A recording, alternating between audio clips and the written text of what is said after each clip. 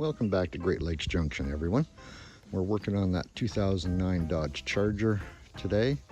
We need to replace the front brake rotors and pads on it.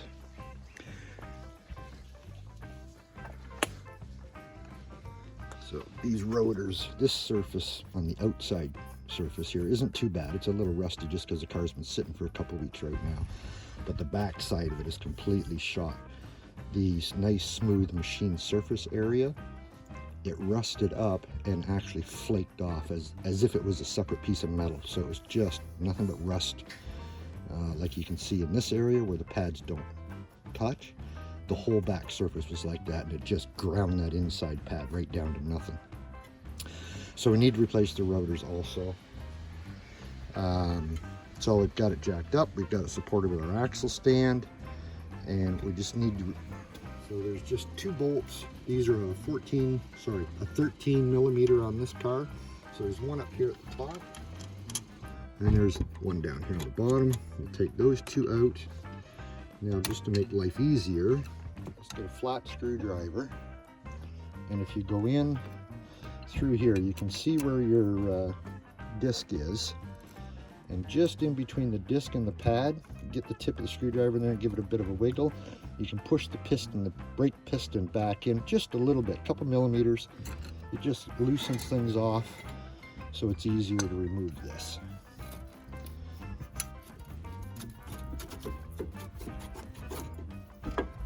You usually get a piece of wire or something to tie this up so it's not hanging on your brake line. So the two other bullets you need to take out are an 18 millimeter. There's one in this hole here.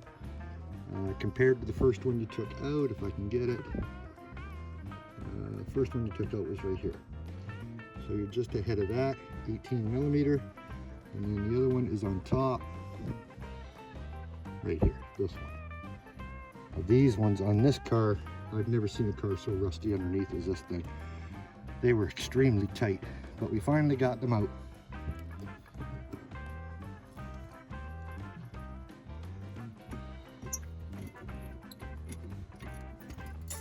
And that'll let you remove that half of the bracket. So we've got that part of the bracket out of the way now, and we've already took the brake shoes out of this bracket. The brake shoes originally sat in there, one on the other side, and that's the two brake shoes that are pinching on that for your brakes. Now the rotor just comes right off. And there's the back side of this thing.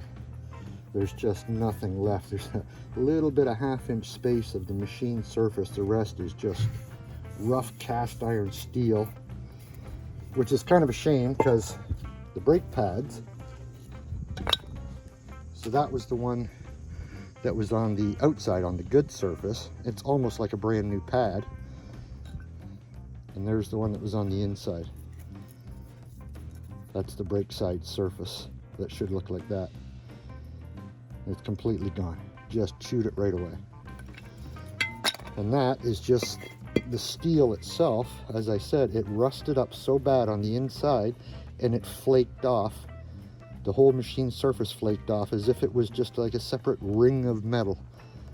And there's, I don't know, if there's enough meat on these, you might be able to take them to a machine shop and have them turned, resurfaced, but for what they're worth nowadays for these things, I'm just going to put some cheap ones on here. This car is only intended to go for a couple more years for us anyhow, so cheap ones will get me a couple more years. So this was the last piece that you saw me unbolt. The bolt that was down here and down here in the car, the 18 millimeters I took out. So this part of the caliper, the first bolt you take out go into these two holes, and these, as you can see, they move.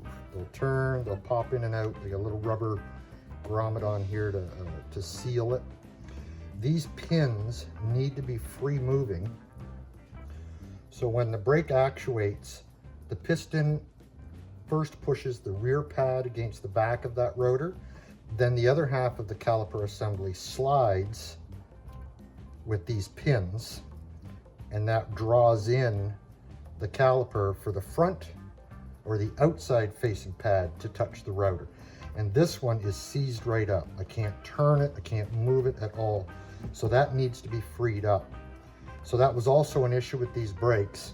So the rear pad was chewed right down to metal, and yes, the router was rusty and chewed it up fast. But this is the outside pad, and it's almost like brand new. So this has not been sliding. So this pad has not been getting used at all for the brakes. So we have got to get that freed up and moving like this one is. And you can't really heat it because you're going to melt that rubber seal that they have in there, which is supposed to help prevent this. It stops moisture and stuff getting in there and rusting that up.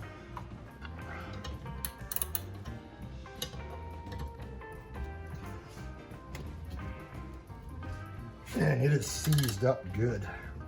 Okay, we're going to have to do some work on that to try and get that loosened up. We'll try a couple things and see how it goes. Let's get a hammer and beat on it a bit, see if it'll crack any rust loose.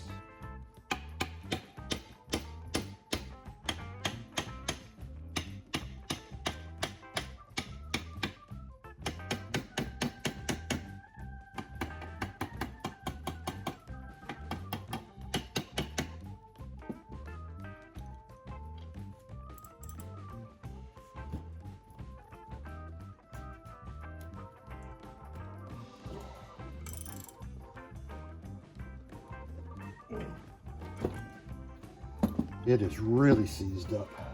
I think we're going to have to put some heat on this. And while this is not ideal, I should go and buy new pins, new rubbers. I don't have the time right now. The store's not open right now for these parts.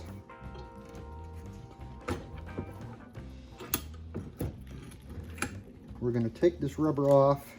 Obviously it wasn't doing its job in the first place. It let enough moisture in here to seize this up right solid.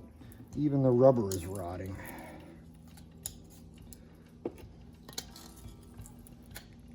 So it didn't matter. Let's put some penetrating oil on there and see if it'll run down in to help. We'll let it sit.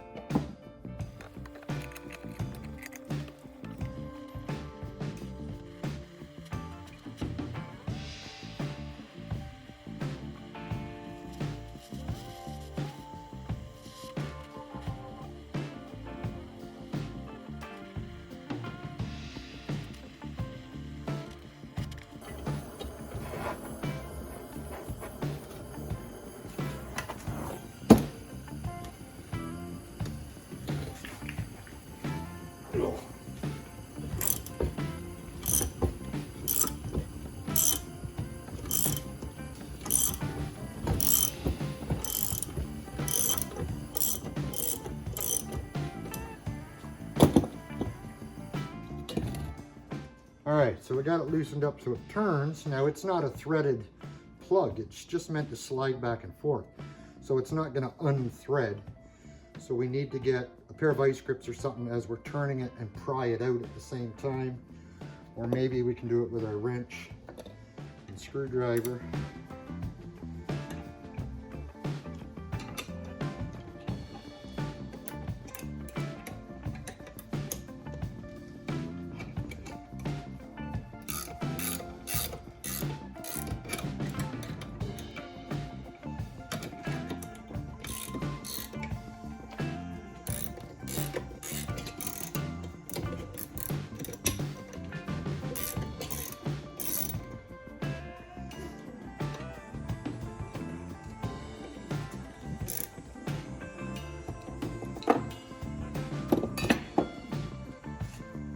Okay, so we'll get that pin cleaned up. We'll get it cooled off.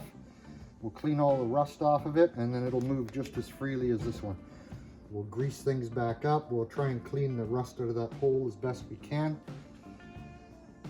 And we'll put her back in service.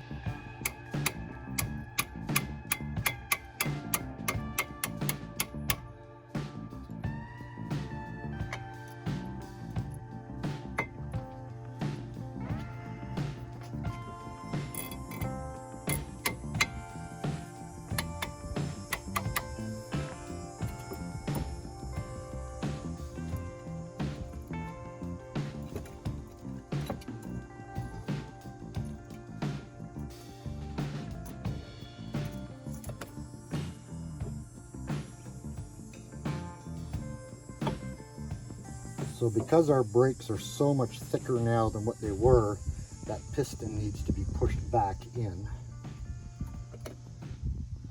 for that to fit back on there. So we're gonna open the hood and take the cap off the master cylinder for the brake fluid first to see if we have any room for fluid to expand in that master cylinder. Because as we push the piston in, it's gonna push that fluid back someplace. So if that's already full, we're gonna have to siphon some out of that to allow room for the brake fluid. And in this car, it's right underneath this cover.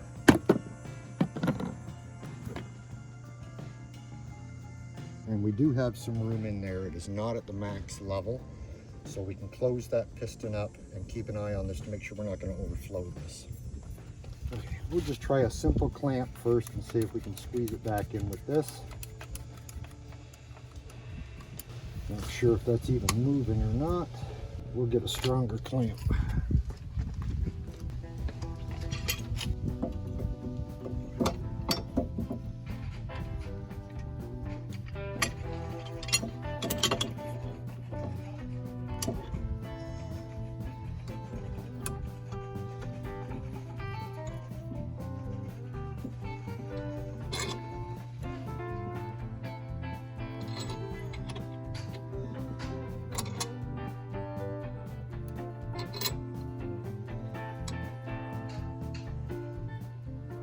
That's pulling it back in real easy. And we'll see if that's enough.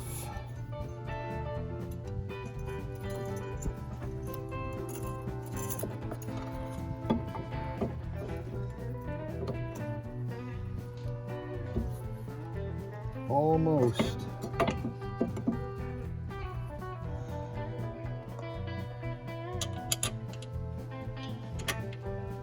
We just started that top bolt,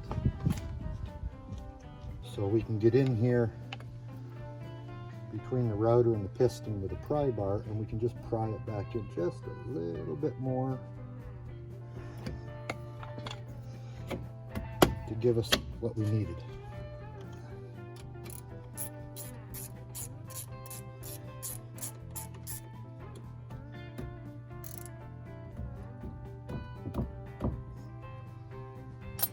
Okay, that buttons that side back up. Brakes are done on one side of the car. Now it's off to the other side, fight with some more rust over there.